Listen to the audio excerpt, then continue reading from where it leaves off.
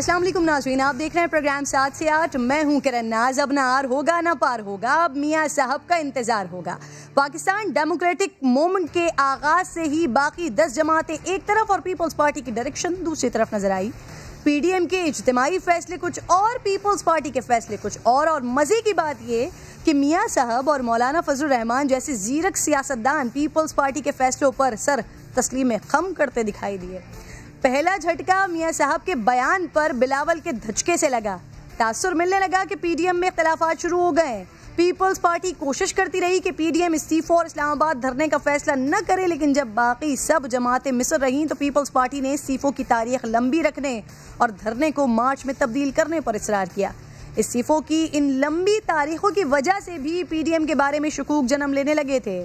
اسمبلیاں تحلیل کرنے کی خواہش رکھنے والی پی ڈی ایم کو چشم فلک نے پیپلز پارٹی کے اصرار پر ضمنی الیکشن بھی لڑتے دیکھا.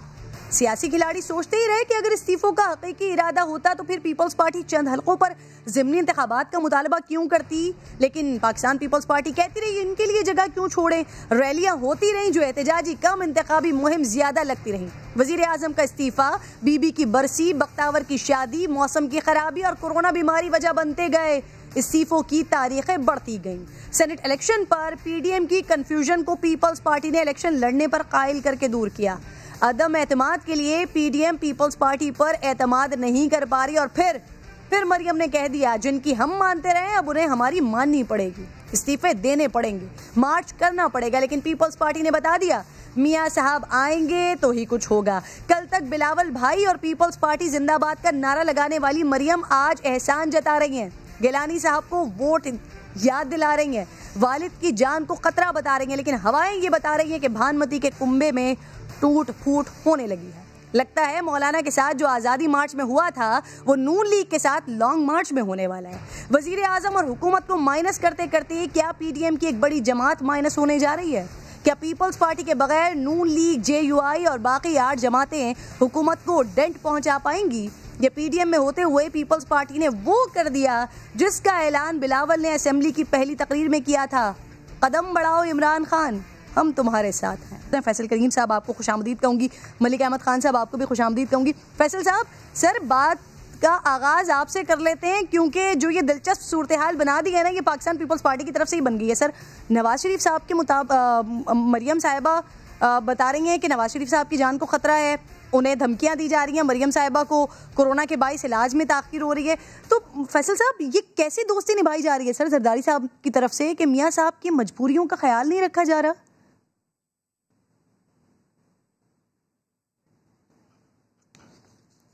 فیصل صاحب غالباً رابطہ منقطع ہوا ہے، آ رہی ہیں دوبارہ آپ کی جانب. ملک صاحب، سر زرداری صاحب نے تو آج بھی ایک بار پھر استعفوں کو میاں صاحب کی وطن واپسی سے مشروط کر دیا اور کہہ رہے ہیں کہ جیل جائیں گے تو پھر سب ایک ساتھ جائیں گے. جی آپ کا بہت شکریہ. دیکھیں، یہ تو ایک ہماری بڑی سٹیٹڈ پوزیشن ہے پوری پارٹی نے اس بات پر کہ ہماری جو پارلیمنٹری پارٹی ہے اور جو ہماری سینٹرل ورکنگ کمیٹی ہے اس نے، اور جو ہماری اس نے اس میں بڑی واضح پوزیشن جو ہے آج سے کوئی 6-8 ماہ قبل جب پی ڈی ایم تشکیل پا رہا تھا اس سے پہلے بڑی واضح پوزیشن یہ لی تھی کہ ہم نے میاں صاحب سے کہا کہ آپ اپنے علاج پہ اپنی توجہ مرکوز رکھیں اور جب تک آپ کو وہاں سے ڈاکٹرز یہ نہ کہہ دیں کہ آپ واپس چلے جائیں تب تک آپ اپنا علاج وہاں پہ مکمل کروائیں. اور یہ بات تو کیونکہ ان کی صحت کے متعلق ہے تو اس میں جو مریم نواز صاحبہ نے آج کہا وہ بالکل درست کہا کہ ان کے ڈاکٹرز کی ایڈوائس کے اگینسٹ ان کو کسی قسم کی ایکٹیویٹی میں شامل نہیں ہونا چاہیے. تو یہ تو ہماری بڑی سٹیٹڈ پوزیشن ہے، نہ صرف کہ آج یہی پوزیشن ہے اور آج سے 6-8 ماہ قبل بھی یہی پوزیشن تھی. جی سر، تو پھر زرداری صاحب ایسا کیوں کر رہے ہیں؟ پوزیشن یہ ہے اور وہ میاں صاحب کی وطن واپسی سے مشروط کر رہے ہیں استعفوں کو اور لانگ مارچ کو، تو پھر کیا ہم نہ ہی سمجھیں؟ نہیں، دیکھیں، یہ جو زرداری صاحب نے کہا ہے اس پہ تو بہتر آپ کو بھی فیصل ہی بتا سکتے ہیں کہ ان کا تھاٹ پروسیس کیا ہے، کیوں وہ یہ سمجھ رہے ہیں کہ ڈیمانڈ تو آپ سے کر رہے ہیں نا یہ جو نہیں، میں وہی کہہ رہا ہوں نا، ہم نے تو بتایا کہ ہماری یہ سٹیٹڈ پوزیشن ہے کہ ہم تو اس میں پہلے میاں صاحب کی صحت کو فوقیت دیں گے ہر لحاظ کی. پولیٹیکل ایکٹیویٹی کرنے سے پہلے کہ ڈاکٹرز یہ کہہ دیں ان کے جو معالج ہیں کہ وہ ان کی صحت اس قابل ہے کہ وہ آ کے بھلے سے پھر قید و بند کی صحبت بھی ہو تو اسے برداشت کیا جائے گا، کوئی مسئلہ نہیں ہے. ملک صاحب یعنی سر یہ کلیئر آپ لوگوں کا موقف ہے سر کہ اگر زرداری صاحب اسی شرط کو رکھتے ہیں، اسی شرط کو کنٹینیو کرتے ہیں تو میاں صاحب استعفوں کے لیے لانگ مارچ کے لیے واپس نہیں آئیں گے سر؟ نہیں دیکھیں، یہ جو اس میں اتنی ایک پوزیشن جو ہے کہ وہ ایک بالکل ایک جامد پوزیشن پہ آپ کھڑے ہو جائیں، ایسے پولیٹیکل نیگوشیشنز ہوتی رہتی ہیں، بات چیت ہوتی رہتی ہے اور اس میں موقف بھی ہوتے ہیں، ایک دوسرے کے سامنے آتے ہیں. ہم بالکل حامی نہیں تھے اس موقف کے کہ ہم پارلیمنٹ کے اندر رہ کے کو بات کریں گے. آپ کے سامنے مسلم لیگ کا ایک بڑا کلیئر ریزالو تھا کہ ریزگنیشنز دیں اور اس پارلیمنٹ سے ہم دور ہٹیں، لیکن سٹل پھر جب پیپلز پارٹی کا موقف تھا تو اس پہ ہم آمادہ ہوئے، ان کی بات کو ہم نے تسلیم کیا. تو ابھی بات چیت چل رہی ہے، پی ڈی ایم کا اجلاس چل رہا ہے، دیکھیں اس میں حتمی طور پہ کیا بات سامنے آتی ہے. اچھا سر، آپ تمام لوگ، تمام مسلم لیگ نون کے جو سینئر رہنما ہیں وہ obviously میاں صاحب کی طبیعت سے مشروط کرتے ہیں کہ جب وہاں پر ڈاکٹرز انہیں کہہ دیں گے تو وہ یہاں پر آ جائیں گے، لیکن مریم بی بی زرداری صاحب سے یہ بات کیوں کر رہی ہیں کہ آپ ضمانت دے دیں کہ ان کو کچھ نہیں ہوگا، ان کی جان کی حفاظت کی ضمانت دے دیں تو پھر میاں صاحب آ جائیں گے؟ تو سر مسئلہ علاج ہے اس لیے وہاں پر ہیں یا مسئلہ نیب ہے اس لیے وہاں پر ہیں؟ نہیں دیکھیں، نیب کو تو ہم نے یہ سوال کرنا بنیادی طور پہ ان سارے حقائق سے پہلو طے کرنے کے مترادف ہوگا جو پچھلے 3-4 سال سے آپ کے سامنے ہیں. اگر نیب سے کوئی مسئلہ ہوتا تو پھر تو وہ جب باہر چلے گئے تھے، جب ان کی اہلیہ شدید بیمار تھیں، بعد میں ان کا انتقال ہوا، اللہ تعالیٰ ان کو جنت نصیب کرے، آمین. اس وقت واپس آئے، نہ صرف کہ واپس آئے، جا کر جیل میں گئے، کوئی 100 کے لگ بھگ نیب کی ہر پیشی پر جاتے رہے، کوٹ لکھپت جیل میں بھی رہے، اڈیالہ میں بھی رہے. تو یہ سوال تو غالباً یہ ان حقائق کے ساتھ جو ہے اس کا جواب مل جاتا ہے کہ یہ نیب کا مسئلہ بالکل نہیں ہے ان کے نزدیک. اگر ان کی صحت کا مسئلہ نہ ہوتا تو ان کا جو ریزالو تھا وہ آپ کے سامنے تھا. انہوں نے ایک بڑی کمٹمنٹ کے ساتھ اپنی ہر اس کورٹ کے پروسیس کو جو ان کو سرو کیا گیا اس کو انہوں نے کمپلائی ود کیا. پوری وہ جی آئی ٹی کی پروسیڈنگز جو کہ اگر میں نے فیصلہ کرنا ہوتا تو وہ بالکل میں کہتا کہ آپ ان کا انکار کر دیں، لیکن اسٹل ہی ڈیسائیڈڈ ٹو فیس اٹ، جو کہ میرے نزدیک بڑی متنازع جے آئی ٹی تھی، وہاں تک بھی جاتے رہے. اور یہ ان ساری باتوں کے باوجود ملک صاحب اللہ تعالیٰ میاں صاحب کو بھی صحت دے، لیکن سر طبیعت تو زرداری صاحب کی بھی خراب ہے سر. کانپتے ہاتھوں کے ساتھ انہوں نے کس طرح سے ووٹ ڈالا ہے آپ نے obviously دیکھا ہوگا. تو سر اگر حکومت کو گرانا ہے اور کوئی مقصد لے کر چل رہے ہیں تو بہتر نہیں ہے کہ سر آ ہی جائیں میاں صاحب پھر؟ دیکھیں، ہم تو زرداری صاحب کی صحت کے لیے بھی دعا گو ہیں، بڑے محترم ہیں وہ ہمارے لیے، اور ساتھ ساتھ ہمارا یہ بھی خیال ہے کہ اس حکومت کو گرانے کے لیے جو ہماری لیڈرشپ یہاں پہ موجود ہے یہ کافی سے زیادہ ہے. یہ they can exactly do what is required to be done. وہ تو ایک مسئلہ اور طرح کا ہے. صحیح ہے سر. آپ کی بات سے تو بڑا واضح ہو گیا ہے کہ اگر یہ شرط کو آگے پرولونگ کیا جاتا ہے تو اس پر تو عمل نہیں ہو سکتا مسلم لیگ نون کی طرف سے. اب فیصل صاحب، سر میاں صاحب بھی بتا چکے ہیں مریم صاحبہ کی جان کو خطرہ، ان کو دھمکیاں مل رہی ہیں، ان کا اپنا علاج کورونا کی وجہ سے سر ہو نہیں پا رہا، آگے نہیں بڑھ پا رہا، تاخیر ہو رہی ہے. پیپلز پارٹی کی طرف سے اور خاص طور پہ زرداری صاحب کی طرف سے سر یہ کیسی دوستیاں نبھائی جا رہی ہیں؟ مجبوریوں کا خیال نہیں رکھا جا رہا میاں صاحب کی، مریم صاحبہ کی؟ بسم اللہ الرحمن الرحیم. کرن، ایسی کوئی بات نہیں ہے. آج زرداری صاحب نے تجویز دی ہے، ابھی تو میٹنگ شروع ہے، اب میٹنگ کے جو اعلانیہ آئے گا یا جو پریس کانفرنس ہوگی اس میں حتمی فیصلہ ہوگا نا. 10 پارٹیوں کے لیڈران بیٹھے ہیں اور سپیکرز 10 سے زیادہ ہیں کیونکہ میاں صاحب بھی ہیں اور پھر پریزیڈنٹ زرداری صاحب بھی ہیں تو 10-12 سپیکرز ہیں، باقی جو بیٹھے ہیں وہ بھی بولتے ہیں. تو ہر کسی کی ایک تجویز ہے. تجویز کے بعد اس پہ جو ہے آخر میں اس کو کنکلوڈ کیا جاتا ہے کہ کیا کرنا چاہیے.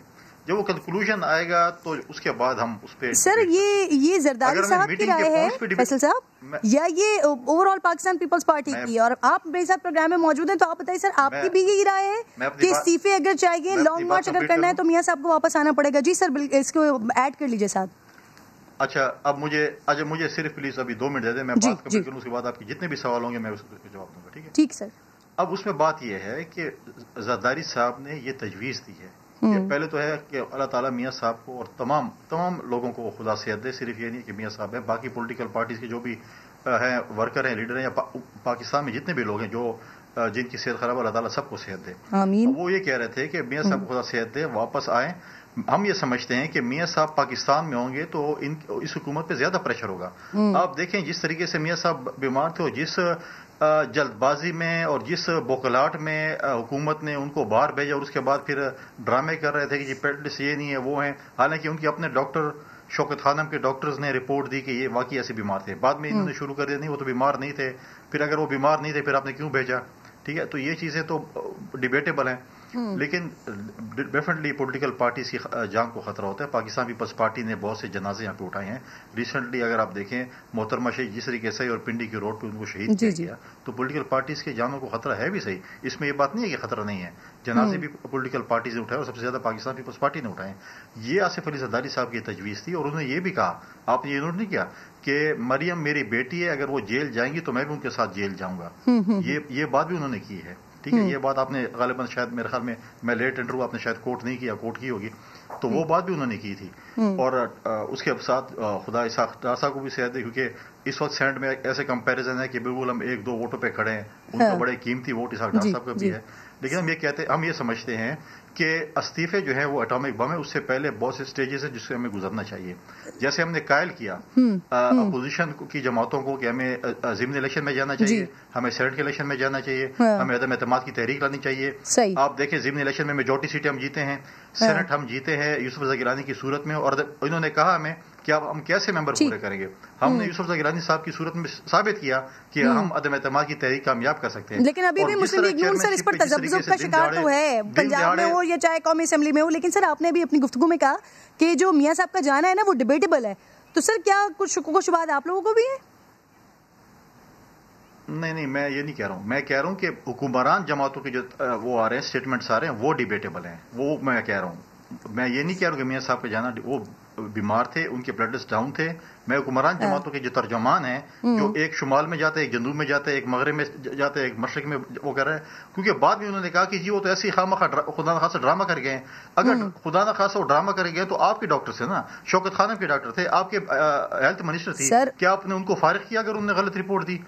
پہلے تو ان کو فارغ کر دیتے نا, پھر کہتے ہیں اسٹیبلشمنٹ سے ڈر نہیں لگتا آپ کا بیانیہ. سر اسٹیبلشمنٹ سے ڈر نہیں لگتا زرداری صاحب کو, لیکن اسٹیبلشمنٹ سے لڑائی ذاتی اناعت کے لیے نہیں ہونی چاہیے. تو یہ کون لوگ ہیں سر جو اسٹیبلشمنٹ پر حملے کر کے ذاتی دشمنیاں نکال رہے ہیں؟ نہیں, ذاتی دشمنیوں کی بات نہیں ہے کسی کی ذات. ہم کہتے ہیں کہ ہر ادارے کو اپنے جورسڈکشن میں کام کرنا چاہیے, چاہے وہ پارلیمنٹ ہے, چاہے جوڈیشری ہے, چاہے اسٹیبلشمنٹ ہے, جو بھی ادارے ہیں. اگر میں بولوں کہ آپ میں آج پروگرام کروں, میں بولوں نہیں آپ نہیں سمجھتی اور میں آپ سے اچھا اینکر بن سکتا ہوں, تو میں نہیں بن سکتا ہوں. آپ کا ایک کام ہے کہ آپ نے ماڈریٹ کرنا ہے پروگرام کو. سر زرداری صاحب کس تناظر میں اور کس کے لیے کہہ رہے تھے؟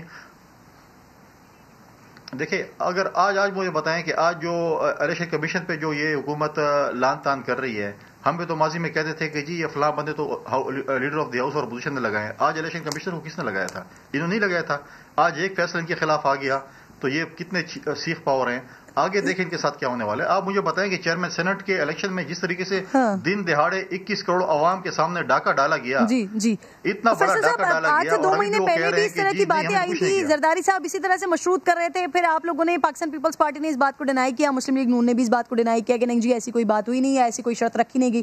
آج پھر زرداری صاحب نے یہ بات رکھ دی. اب آپ تمام لوگ اس پر بات کریں بیٹھ کے, تو سر آج ہی پر زرداری صاحب کو یہ بات کیوں یاد آئی؟ کیونکہ میاں صاحب تو پی ڈی ایم بننے سے پہلے ہی سے باہر ہیں سر. نہیں, آج یہ بات نہیں ہے. یہ ایک میں نے کہا کہ یہاں پہ ڈیبیٹ ہے, یہ آخری فیصلہ نہیں ہے. زرداری صاحب نے پہلے بھی کہا تھا کہ ہمیں اعتماد کی تحریک کرنا چاہیے, ہمیں پولیٹیکل پروسیس میں جانا چاہیے. وہ بات ہوئی, ہم ضمنی الیکشن میں گئے, آپ نے دیکھا, ہم سینٹ کے الیکشن میں گئے, آپ نے دیکھا, انہوں نے کہا ہمیں جیل بور تحریک کرنا چاہیے, ہمیں لانگ مارچ کرنا چاہیے. آخری آپشن ہمارے پاس استعفیٰ ہو, جب سب آخر ہو وہ اٹامک بم ہو. تو یہ بات کی تھی 2 مہینے پہلے بھی کی تھی, آج بھی کر رہے ہیں, آئندہ بھی کریں گے, اور ہم کنونس کریں گے. ہم نے پہلے بھی اپوزیشن کی جماعتوں کو کنونس کیا. باقی اپوزیشن جماعت کے پاس کوئی تجویز ہوگی, اگر وہ ہمیں باقی جماعتوں کو کنونس کر سکے, ہم اس کو اڈاپٹ کریں گے. یہ بات تو نہیں ہے کہ ساری باتیں ہماری مانی جائیں گی. اگر ہمیں نون, P M L N, J U I, B N P Mengal, A N P, Sher Pao صاحب, جو بھی ہمیں کنونس کر سکے, ہم متفقہ طور پہ جائیں گے. ٹھیک. اچھا ملک صاحب, سر پیپلز پارٹی اور آپ لوگ آج تو سر احزان جتانے والی باتیں بھی ہو رہی ہیں, ایک دوسرے سے حساب کتاب بھی مانگ رہے ہیں, لیکن مولانا فضل الرحمان صاحب بھی ان 10 ووٹوں کا حساب مانگ رہے ہیں جو غفور حیدری صاحب کو نہیں پڑے ہیں. سر اس کا حساب کون دے گا؟ اچھا دیکھیں کرن, یہ جو ووٹ ہیں جو غفور حیدری صاحب کو نہیں پڑے وہ 5 ہیں, 10 نہیں ہیں. اور وہ 5 ووٹوں کا حساب جو ہے وہ بالکل مولانا کی اس پہ ہم تشفی کریں گے کہ جب باقی سارے کے سارے ووٹ ہم نے ان کو دیے تو یہ 5 ووٹ جو ان کو نہیں ملے اس پہ کیا وجوہات تھیں اور کیا عوامل تھے, اور مولانا بھی ان کو سمجھتے ہیں. تو میرا خیال ہے کوئی زیادہ مشکل پیش نہیں آئے گی اس معاملے میں. سر بتا دیں جو اب جو یہ نہیں, یہ بھی کیونکہ کچھ چیزیں ایسی ہیں کہ جو ضروری ہیں کہ ان کو کرتے وقت تھوڑا یہ دیکھا جائے کہ جو بات کہی جا رہی ہے اس کے پیچھے کیا عوامل کار فرما تھے کہ جن کی وجہ سے اس بات کو نہیں کیا جا سکتا.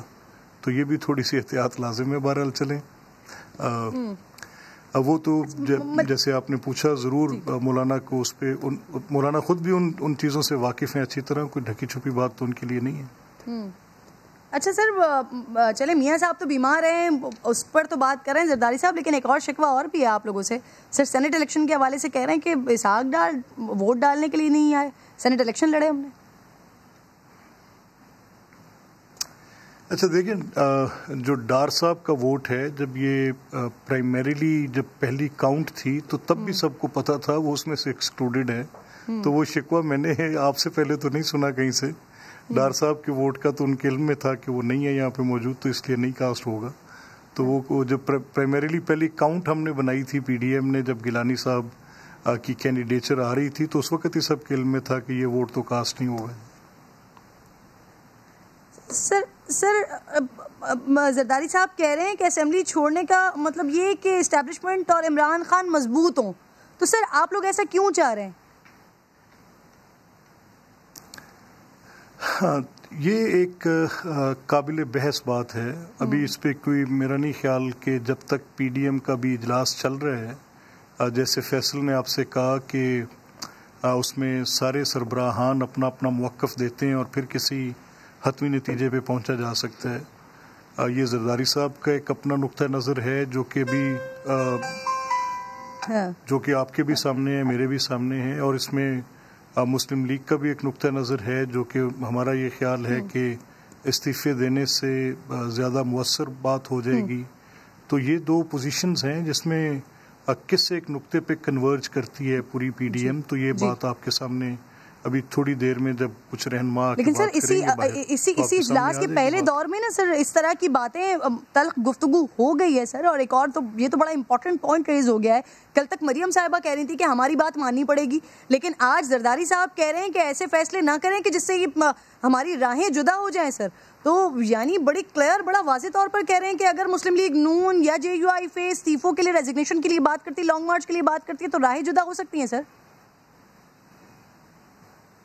نہیں, وہ کہتے یہ ہیں کہ جب کوئی پروسیڈنگز چل رہی ہوں تو اس میں سے کچھ چیزیں جو آپ کے پاس آ رہی ہوتی ہیں تو وہ کسی نتیجے کو اخذ کرنے کے لیے کافی نہیں ہوتی. تو وہ تو بھی بحث و تنقید کا مرحلہ ہوتا ہے, بات چیت چلنے کا مرحلہ ہوتا ہے. اس میں کچھ سوال بہت نرم بھی آتے ہیں, کچھ سوال تھوڑے سے گرم بھی آتے ہیں. تو اس میں کوئی ایسی اچنبے کی بات نہیں ہے. یہ بات چیت ہے, بات چیت میں آپ کے پاس کوئی ذرائع سی خبریں آ رہی ہیں, لیکن جو آپ کے پاس حتمی بات آئے گی وہ تو غالباً جب یہ رہنما اٹھیں گے وہاں سے اور آ کے بات کریں گے میڈیا سے, تو تب آپ کے پاس حتمی بات آئے گی کہ اس کی کیا نتیجہ نکلا آج کی میٹنگ کا. جی ٹھیک ہے. اچھا فیصل صاحب, سر اب سے پہلے تک جتنی بھی سفارشات اور جتنے بھی مشورے آتے رہے ہیں وہ پاکستان پیپلز پارٹی کے جو کچھ مشورے رہے ہیں ان تمام کو باقی 10 جماعتیں, مسلم لیگ نون, جے یو آئی فے, دیگر جماعتیں, ان سب نے مانا ہے. لیکن سر اب جب مریم صاحبہ کہہ رہی ہیں ہماری ماننی پڑے گی, لیکن آپ لوگوں کی اس بات پر زرداری صاحب بڑا کلیئرلی کہہ رہے ہیں کہ اگر نہیں مانی گئی یا ایسے فیصلے نہ کیے جائیں کہ جس سے رائے جدا ہو جائیں. سر ایک بات پر سر رائے جدا کرنے کی بات کر رہے ہیں آپ لوگ. کرن آپ فکر نہ کریں, پی ڈی ایم کہیں نہیں جاتا, آپ اس کی بے فکری میں رہیں. یہ آپ جو ہے وہ مفروضے کے مطابق بات ہو رہی ہے, اس میں اتھینٹیکیشن کوئی نہیں ہے. یہ تو صرف ذرائع سے آپ مطلب ہے کہ ابھی تک جتنے بھی خبریں ہیں جو آپ سن رہی ہیں یا میں سن رہا ہوں یا ملک صاحب سن رہے ہیں وہ تو ذرائع سے ہیں. آپ پہلی بات تو یہ ہے کہ بالکل بے فکر ہے، انشاءاللہ پی ڈی ایم کہیں نہیں جاتی. ہم ایک دوسرے کی بات مانیں گے، کبھی ہم کسی کی بات مانے، کبھی کوئی ہماری بات مانے، کبھی ہم کسی اور کی بات مانیں گے. یہ چیزیں چلتی ہیں. میں نے سر لائن آف ایکشن کیا ہے سر؟ آپ لوگوں کا جو ٹیمپٹیشن کا آغاز ہونا تھا وہ تو لانگ مارچ اور استعفوں سے ہونا تھا، لیکن اب یہ پچھلے 3 مہینے سے یہ باتیں صرف اور صرف کھٹائی میں ہی پڑی ہوئی ہیں، چل رہی ہیں، آگے کریں گے کیا؟ آپ کو بہت خوراک فیوچر میں ملنی ہے، پولیٹیکل خوراک ملنی ہے. آپ کے بہت سے شو، بڑے اچھے شو چلیں گے. آپ کو کیونکہ جب ہماری پولیٹیکل ایکٹیویٹیز ہوتی ہیں تو آپ کو بھی خوراک ایک قسم کی ملتی ہے، شوز ہوتے ہیں، تو آپ کو انشاءاللہ بہت خوراک دیں گے. آپ اس کی فکر نہ کریں، ہم جو کچھ بھی کریں گے انشاءاللہ جو ہے بہت بہتری ہوگی اور آپ دیکھیں گے سب کچھ ہوگا. اچھا سر، انتخابی اصلاحات کے حوالے سے بات ہو رہی ہے سر، اس پر حکومت نے فیصلہ کر لیا ہے کہ اپوزیشن سے بھی رابطے کیے جائیں گے سر؟ دیکھیں، میں نے ٹی وی پہ آج سنا ہے کہ حکومت نے فیصلہ کیا کہ ہم اپوزیشن سے رابطہ کریں گے. دیکھتے ہیں کہ ان میں کتنی سنجیدگی کیا ہے، اور پھر میں ایک دفعہ پھر کہوں گا کہ یہ ہم پی ڈی ایم کے اس پہ بھی فیصلہ کریں گے کہ پی ڈی ایم کیا فیصلہ کرتی ہے، کہ ہم نے حکومت کے ساتھ بیٹھنا ہے کہ نہیں بیٹھنا. دیکھتے ہیں. اصلاحات تو پہلے بھی یہ کرنا چاہتے تھے، جس طریقے سے انہوں نے ہم سے رابطہ کیا بغیر پارلیمنٹ میں ایک بل لے کے آئے، پھر اس کو آرڈیننس بنا دیا اور پھر سپریم کورٹ چلے گئے. اگر سر اب تو پارلیمانی کمیٹی بنانے کی بات کر رہے ہیں نا، آپ کو برابری کا حصہ دینے کی بات کر رہے ہیں سر، سینٹ الیکشن اوپن بیلٹ سے کرانے کی بات کر رہے ہیں سر. دیکھیں پارلیمانی کمیٹی کون سا، دیکھیں ہمیں اسپیکر کے کردار پہ بہت بڑا اعتراض ہے، کیونکہ جو 11 اور 12 تاریخ کی درمیانی شب کو جو گیا، جس طریقے سے کیمرے لگائے گئے، کیونکہ آپ دیکھیں کہ اسپیکر چیئرمین سینٹ اور ڈپٹی چیئرمین سینٹ ریٹائر ہو گئے. وہ جو پارلیمنٹ بلڈنگ تھی وہ اسپیکر کے حوالے تھی، اور اسپیکر کے ہوتے ہوئے جو کسٹوڈین آف دی ہاؤس تھا، کیمرے لگائے گئے. ہمیں ابھی تک اسپیکر نے یہ نہیں بتایا کہ میرے ہوتے ہوئے کس نے چوری کی، کس نے ڈاکہ ڈالا. ہمیں تو اسپیکر پہلے یہ بتایا نا کیمرے کس نے لگائے، کس کے کہنے پہ لگائے. وہ اس پارلیمنٹ بلڈنگ کے چوکیدار ہیں سب سے بڑے. ان کے ہوتے ہوئے ان کو یہ پتا نہیں ہے کہ وہ فیصل کنڈی اندر گیا ہے، کرن صاحبہ گئی ہیں یا ملک صاحب گئے ہیں کیمرے لگائے ہیں. پہلے تو ہمیں اسپیکر صاحب یہ بتائیں. آپ اس اسپیکر پہ کیا اعتماد کریں گے جس نے کیمرے ان کی سربراہی میں بیٹھے ہوئے وہاں پر کیمرے لگائے گئے ہیں؟ آپ اس کو کہیں گے وہ ہمارے جو ہے آ کے ہماری اصلاحات کرے گا؟ ہمیں تو اسپیکر پہ بہت بڑا اعتراض ہے. وہ تو ایک پارٹی بنے ہوئے ہیں، اور جس قسم کی اس کی اسٹیٹمنٹ آتی ہیں، کیا اسپیکر کی ایسی قسم کی اسٹیٹمنٹ ہوتی ہیں؟ صحیح. اچھا ملک صاحب، سر آپ جواب دے دیجئے، آپ لوگ اپنا پھر یہیں پر ہی رہیں گے اپنے استعفوں کی طرف اور لانگ مارچ کی طرف، یا پھر یہ جو پارلیمانی کمیٹی بنانے جا رہی ہے اپوزیشن کو برابری کا حصہ دینے جا رہی ہے سر، اب اس بارے میں مشاورت ہو رہی ہے، اس کا فیصلہ ہو رہا ہے سر، حصہ بنیں گے؟ دیکھیں یہ بھی ایک جو بھی ریسنٹلی کل یا پرسوں 2 دن پہلے حکومت نے الیکشن کمیشن کے استعفے کا مطالبہ کیا، تو اس کے بعد تو کوئی گنجائش ہی نہیں رہے گی. پہلے ایک یہ معاملہ تھا کہ یہ جانتے ہوئے بھی کہ ان کی پارلیمان کے اندر اکثریت نہیں ہے ایک آئینی ترمیم لے کر آگے، اس سے پہلے یہ جانتے ہوئے بھی کہ جو کام ایک آئینی ترمیم کے ساتھ ہونا ہے اس پر ایک آرڈیننس لے کر آگے، اس سے پہلے یہ جانتے ہوئے بھی کہ ایڈوائزری نیچر میں ان معاملات پہ جن کا اختیار اپنا پارلیمنٹ کے پاس ہے ترمیم کرنے کا، سپریم کورٹ کی ایڈوائزری نیچر میں اپنے اس آرڈیننس کو ویلیڈیٹ کرانے چلے گئے. تو اگر اس مائنڈ سیٹ کے ساتھ کسی جماعت نے کام کرنا ہے تو میری رائے میں تو ان کے ساتھ بیٹھ کے بات یعنی آپ پارلیمانی کمیٹی بنے گی تو آپ اس کا حصہ نہیں بنیں گے سر؟ کرنے کا فائدہ نہیں. دیکھیے میں تو آپ سے جو بات کہہ رہا ہوں نا کرن، مجھے بڑی خوشی ہے کہ آپ کو اس ایک اہم ایشو پر آپ اس پہ ایک رائے رکھتی ہیں اور آپ چاہتی ہیں کہ اس پر بات ہو. اچھا سر، آپ دونوں ساتھ موجود ہیں، میں ذرا فواد صاحب کی ملک صاحب فواد صاحب کی ایک بات سنانا چاہ رہی ہوں آپ کو، کیونکہ اب یہ استعفے سے معاملہ تھوڑا سا آگے بڑھ گیا ہے. یہ سن لیجئے، پھر آپ لوگ کمنٹ کیجئے گا، مجھے بریک لینا ہے. دکھائیے. سمجھتے ہیں کہ الیکشن کمیشن کو از خود احساس کرنا چاہیے اور ریزائن کرنا چاہیے. اگر الیکشن کمیشن نے استعفیٰ نہیں دیا تو پھر ہم کنٹیمپٹ آف کورٹ کی پروسیڈنگز میں جا سکتے ہیں الیکشن کمیشن کے خلاف. ملک صاحب کنٹیمپٹ آف کورٹ کی پروسیڈنگز پہ جا سکتے ہیں سر اگر استعفیٰ نہیں دیا گیا تو؟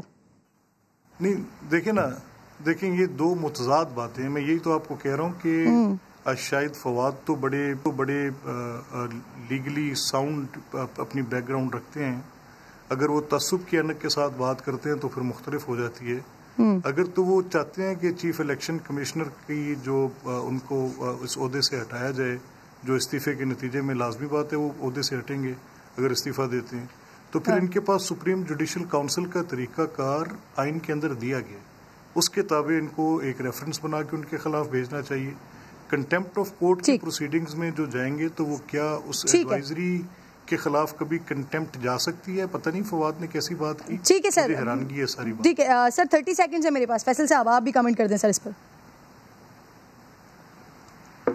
देखिए, फवाद चौधरी साहब ने तो मैं समझता हूं कि हमारे भाई हैं, मिनिस्टर हैं, लेकिन उनको मैं समझता हूं कि इस चीज़ का इल्म ही नहीं है कि चीफ इलेक्शन कमिश्नर को किस तरीके से हटाया जा सकता है।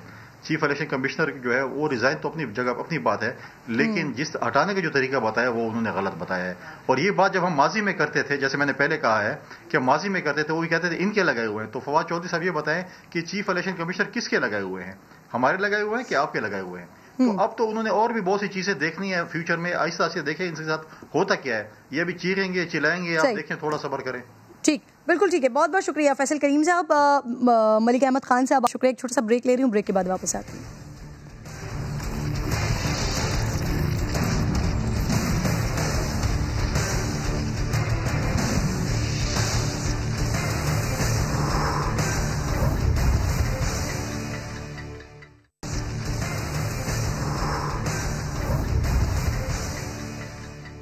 वेलकम बैक नाज़रीन। प्रोग्राम में अगले सेगमेंट की जानिब बढ़ रही हूँ। दहशत की दुनिया का बादशाह, लियारी में खून को पसीने की तरह बहाने वाला, लोगों के सरों से फुटबॉल खेलने वाला गैंगस्टर उज़ैर बलोच मजीद 2 मुकदमात में बरी हो गया है। उज़ैर बलोच पर 2012 में पुलिस की बख्तरबंद पर हमले का मुकदमा दर्ज किया गया था। उज़ैर बलोच पर कलरी थाने पर हमले का मुकदमा भी था। आज वो दोनों मुकदमात में बरी हो गया है। प्रोसिक्यूशन उज़ैर पर कुछ ज्यादा ही मेहरबान दिखाई देती है, जिसकी वजह से वो अब तक 61 में से 12 मुकदमात में तो बरी हो चुका है। यकीनन उज़ैर का जेल से बाहर आना मुश्किल है, लेकिन मुख्तलिफ मुकदमात में बरी होने की खबरों ने लोगों में खौफ व हरास फैला दिया है। मैं खुद गई लियारी, उन लोगों से बात की जिनके प्यारों को मुबैना तौर पर लियारी गैंग वॉर के दहशतगर्दों ने कत्ल किया। देखिए उन पर क्या गुजरती है जब वो सुनते हैं उज़ैर बलोच की बरियत की खबरें। पुलिस की नाकामी या प्रोसिक्यूशन की मेहरबानी, लियारी गैंग वॉर के सरगना उज़ैर बलोच मुसलसल केसेस में बरी होता जा रहा है। लेकिन नाज़रीन, अब सोचिए कि उन लोगों के दिलों पर क्या गुजर रही होगी कि जिनके प्यारों को उज़ैर बलोच और उसके दहशतगर्दों ने बुरी तरह कत्ल कर दिया। जब वो ये खबर सुनते होंगे कि उज़ैर बलोच एक केस दूसरे केस यानी मुसलसल बरी हो रहा है, तो किस तकलीफ से गुजरते होंगे। आज मैं कराची के इलाके लियारी के उस्मानाबाद में मौजूद हूँ कि जहाँ हर 1-2 तीसरे घर के अंदर कोई ना कोई ऐसी तकलीफ दे कहानी मौजूद है। आइए, एक घर है, यहाँ पर रहने वाला मकीन आसिफ कि जिसकी डेड बॉडी जब मिली तो उसके जिस्म में सुराख थे, ड्रिल किए हुए थे, गला काटा हुआ था। किस अजियत और किस तकलीफ के साथ फैमिली ने पहले वो डेड बॉडी रिसीव की होगी, और आज जब ये खबरें सुनते हैं तब क्या महसूस करते हैं, और क्या उन्हें उम्मीद है कि इंसाफ मिलेगा। चलते हैं इनके पास, इन्हीं से पूछते हैं। मिलने नाज़रीन, यहाँ मैं आसिफ की फैमिली से आई हूँ कि जिनके घर वालों का दावा है कि लियारी गैंग वॉर वालों ने इनके बेटे को मारा है। लेकिन जब यहाँ पर 7 से 8 की टीम पहुँची है तो आस पास में जितने भी मुतासिरीन हैं, जिनके साथ ऐसे वाक़यात होते रहे हैं पिछले चंद सालों तक, वो तमाम लोग भी यहाँ पर आ गए हैं, वो फैमिलीज़ भी यहाँ पर आ गई हैं। उनसे भी मैं बात करूँगी। सबसे पहले आसिफ की फैमिली, आसिफ की वालदा, अस्सलाम वालेकुम, आसिफ की एहलिया और आसिफ की बेटी मेरे साथ मौजूद हैं। सबसे पहले तो आंटी, 8 साल तकरीबन होने वाले हैं ये वाक़या, जो तकलीफ़ दे वाक़या आप लोगों के साथ हुआ है, इस वाक़े के बारे में बताइएगा, क्या हुआ था ये?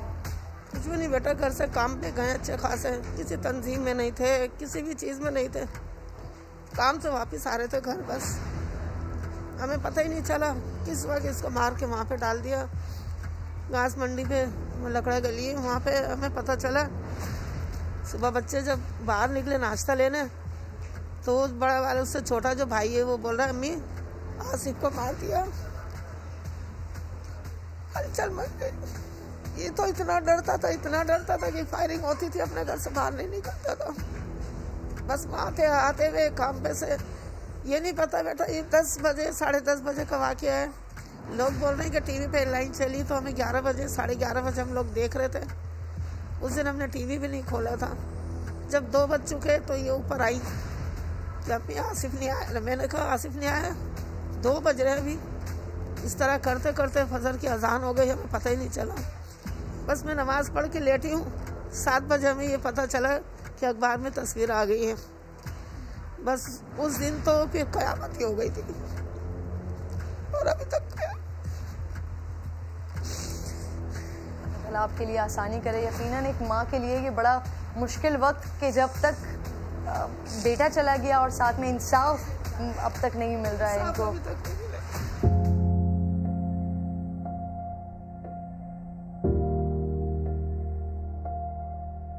دیکھا تھا آپ نے آخری بار اسے؟ میرا آخری دیدار جب ہوا جب اس کو لے کر آئے, نہ وہ بول سکتا تھا نہ وہ دیکھ سکتا تھا. جب اس کا دیدار اس کا آخری دیدار وہی تھا, بس میں نے 5 منٹ تھے اس کی شکل دیکھی, نہیں دکھایا لوگوں نے میرے کو. نا میری طبیعت بہت خراب ہو گئی تھی کہ تمہیں شوگر ہے کچھ ہو جائے گا, تو میرے کو دکھایا. بس وہ آخری میرا دیدار تھا. اب تو خواب میں بھی میرے کو نظر نہیں آتے مجھے. پوری گردن پہ سلائی ہوئی تھی, یہاں سے یہاں تک پوری ٹانکے لگے ہوئے تھے.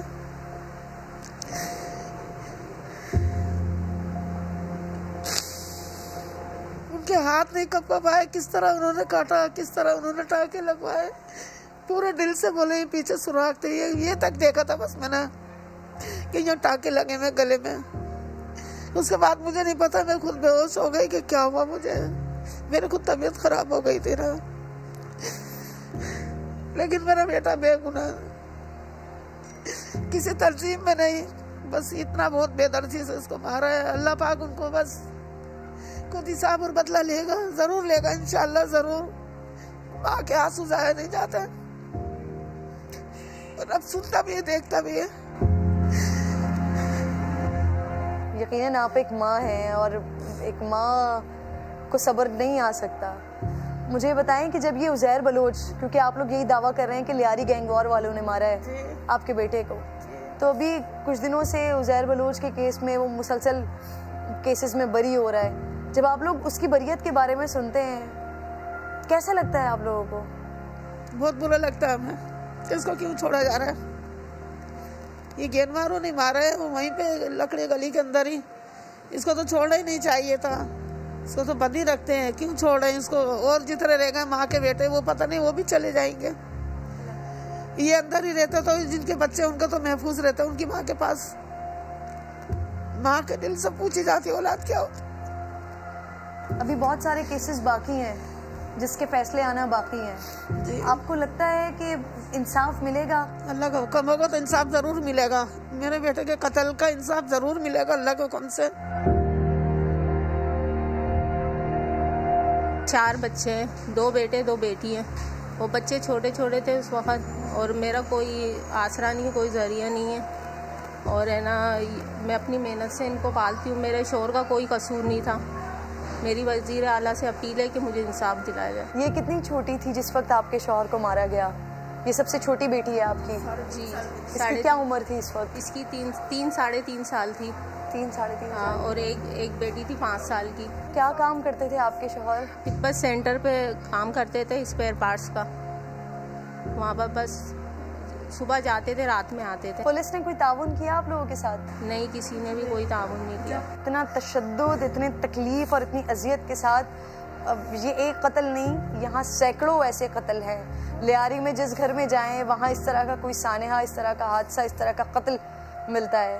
لیکن جو میں نے آغاز میں بات کی کہ پولیس کی طرف سے شاید ثبوت اس طرح سے نہیں نکالے جا رہے, پروسیکیوشن شاید اس طرح سے نہیں کی جا رہی, کہ پھر یہ لوگ اس اذیت میں اور اس تکلیف میں ہوتے ہیں کہ جن پر الزام لگا رہے ہیں یا جن کے لیے دعویٰ کر رہے ہیں وہ عدالتوں سے بری ہو رہے ہیں. ایک اور فیملی بھی میرے ساتھ موجود ہے, ان سے بھی بات کرتی ہوں. ایک بیٹا کس طرح جوان ہوتا ہے. ایک تڑپتی ہوئی بلکتی ہوئی آصف کی ماں کو آپ نے دیکھا, یہ ایک اور شوکت کی ماں میرے ساتھ موجود ہیں. ان کا 20 سال کا جوان سال بیٹا جسے گولیوں سے بھون دیا گیا, مار دیا گیا, ساتھ موجود ہے میرے, تاکہ آپ لوگوں کو اپنی ردات سنا سکیں. 8 سال سے کس اذیت سے گزر رہی ہیں وہ سنا سکیں. السلام علیکم. وعلیکم السلام. شوکت کو کب مارا گیا؟ یہ 8 سال ہو گئے اس کو مارا ہے گولیوں سے. یہ گینگ ماروں والوں نے مارا ہے. غیر بلوچ جو ہے انہوں نے بھائی مروایا, گینگ مار والوں نے. بس کیوں مروایا؟ کیا کوئی کسی آپ کے بیٹے کا کسی پارٹی سے تعلق تھا؟ کیونکہ یہاں پر اس علاقے میں متحدہ کا اور لیاری گینگ وار والوں کا بڑا جھگڑا رہتا تھا, تو کیا آپ کے بیٹے کا تعلق تھا کسی سے؟ بھائی ہم حاضر ہی نا, इस वजह से मार रहे थे ना, इसीलिए मार रहे होंगे और क्या। अच्छा, ये इतने सालों तक लोग उज़ैर बलोच का नाम नहीं लेते थे, यहाँ पर शायद लोग मिलते भी नहीं थे जो बात करें, बहुत सारे ऐसे केसेस थे लेकिन लोग नहीं आते थे सामने। क्या वो खौफ, वो दहशत थी? डर था ना कि बस कुछ हो नहीं जाए, कुछ हो नहीं जाए। जवान जवान बच्चे चले गएंगे, फिर वो डरते थे ना कि फिर कुछ हो नहीं जाए, किसी को कुछ नहीं मार जाए। माँ बाप तो डरते हैं ना। तो अब जब गालिबन आज से कुछ 4 साल पहले उसको अरेस्ट भी कर लिया, फिर वो जेल में था, तो क्या ये खौफ फिर कम होना शुरू हुआ? जी, बस छूटे नहीं, बस यही रहता था कि भाई नहीं आएगा, अमन सुकून है। शबाना खातून मेरे साथ मौजूद हैं। इनका दावा है कि इनके शौहर को लियारी गैंग वॉर वालों ने मारा है। इनसे ज़रा पूछती हूँ कि इनकी क्या कहानी है। कब मारा आपके शौहर को? 2013 में। 2013 में क्या करते थे? कढ़ाई का काम। कहाँ पर मारा? लियारी में। कैसे मिली उनकी लाश? सिविल अस्पताल में। नहीं बोल सकती कुछ भी इससे आगे।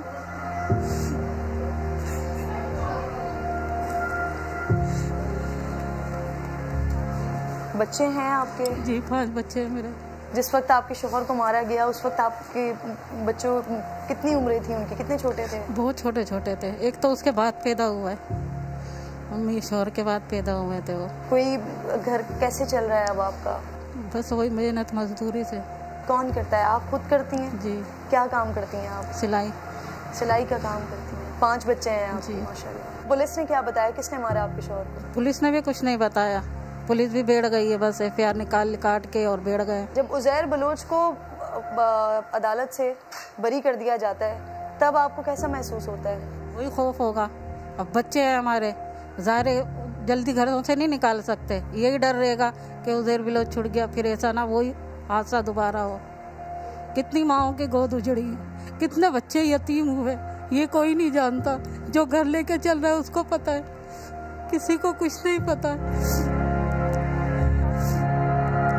वज़ीर आला से कुछ कहेंगी, बिलावल से कुछ कहेंगी? बस यही बोल सकते हैं बिलावल को कि इस तरह से अगर छुटे तो इस तरह से माई के लाल ना मरे, बेवा ना हो, औरतें बच्चे यतीम ना हो किसी के।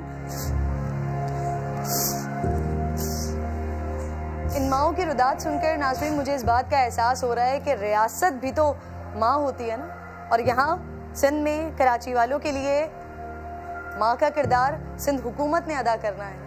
तो ये कैसा किरदार अदा कर रही है सिंध हुकूमत? ये जो सारी कहानी यहाँ पर सुनी है मैंने, सुनाई है आप लोगों को, तो कराची में दीगर चीज़ों पर, सिंध में दीगर चीज़ों पर बड़े बड़े रिलीफ पैकेजेस के ऐलान हो रहे होते हैं। तो यहाँ पर जिन लोगों को या तो लसानी बुनियादों पर मार दिया गया, या किसी पार्टी के साथ एफिलिएशन की वजह से मार दिया गया, या भत्ता ना देने की वजह से मार दिया गया, उनके ख़ानदानों के लिए भी तो कोई ना कोई रिलीफ पैकेज होना चाहिए ना। कि पिछले 8 सालों से, 10 सालों से कि इनके प्यारे, इनके घर के वाहिद कफ़ील अगर इस दुनिया से चले गए हैं तो गुजर बसर कैसे कर रहे हैं, इसका भी तो इल्म हुकूमत को होना चाहिए ना। बिलावल भुट्टो जरदारी साहब, आप कराची को अपना कहते हैं, कराची वालों को अपना कहते हैं, तो ये देखिए कि आपके अपनों के साथ क्या हो रहा है। एक तरफ नाइंसाफ़ी का ये आलम है कि पिछले 8 सालों से इनके प्यारे चले गए हैं दुनिया से, लेकिन इनको कोई पूछता नहीं है, और दूसरी तरफ एक सर्टिफाइड दहशतगर्द मुसलसल अदालतों से बरी हो रहा है, और आपकी पुलिस नाकामी, आपकी प्रोसिक्यूशन दोनों तरफ नाकामी। तो बिलावल साहब ज़रा देखिए और ज़रा इन माँओं के दर्द को महसूस कीजिए।